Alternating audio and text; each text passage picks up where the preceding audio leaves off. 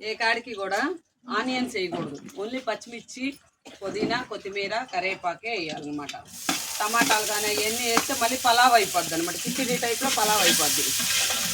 So కరివేపాకు కూడా వేసాను. ఇప్పుడు వేగిపోయిందన్నీ, కొంచెం పుదీనా, కొంచెం కొత్తిమీర, ఓకే ఇంతవరకు వేసేసి వేగిపోయినాయి.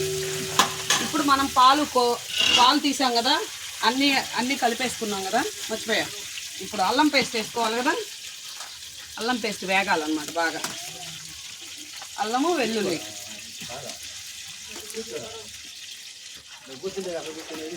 ఓకే. మీరు కూడా కొబ్బరి రైస్ తినాలనుకుంటే రండి, స్మెల్ చూడు. అబ్బా,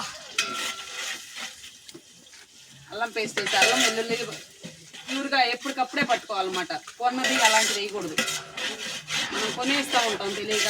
అలాంటిది వేస్తే టేస్ట్ మారిపోద్ది అనమాట, సద్దు వాసన అట్లా వస్తూ ఉంటుంది. ఫ్రెష్గా ఎప్పుడు అవసరమైన వరకు అప్పుడు వేసుకోవాలన్నమాట, ఓకేనా.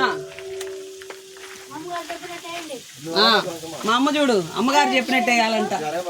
చూడండి, మా అమ్మగారు నేను చేస్తుంటే అన్నీ వచ్చి కూర్చుని చూస్తూ ఉందన్నమాట. ఇది బాగా వేగాక మనం పాలు తీసుకున్నాం కదా, అన్నీ కలుపుకున్నాం కదా, చెక్క, లవంగాయలు, కొత్తిమీర, పుదీనా అన్నీ కలుపుకున్నాం పాలల్లో. సో ఆ పాలు పోసుకోవాలి వేగాక.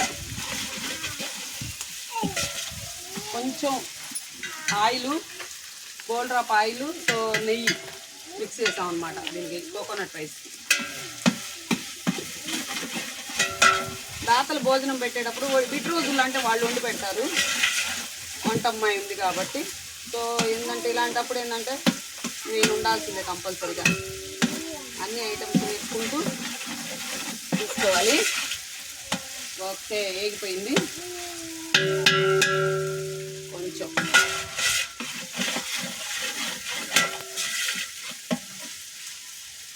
మీలో కొబ్బరి రైస్ ఎంతమంది చేస్తుంటారు? నెలకు ఒకసారి, వారానికి ఒకసారి తినాలనుకుంటే మన ఆశ్రమానికి, తోడు నీడ ఆశ్రమానికి రావచ్చు. మీరు ఎనీ టైము కంపల్సరీగా భోజనం చేసి వెళ్ళాలి. ఎవరు వచ్చినా కూడా మీలో కొంతమంది విజిట్ చేయడానికి వస్తారు, కంపల్సరీ భోజనం చేసి వెళ్తూ ఉంటారు అన్నమాట.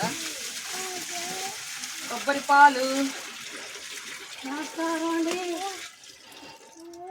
ఓకే.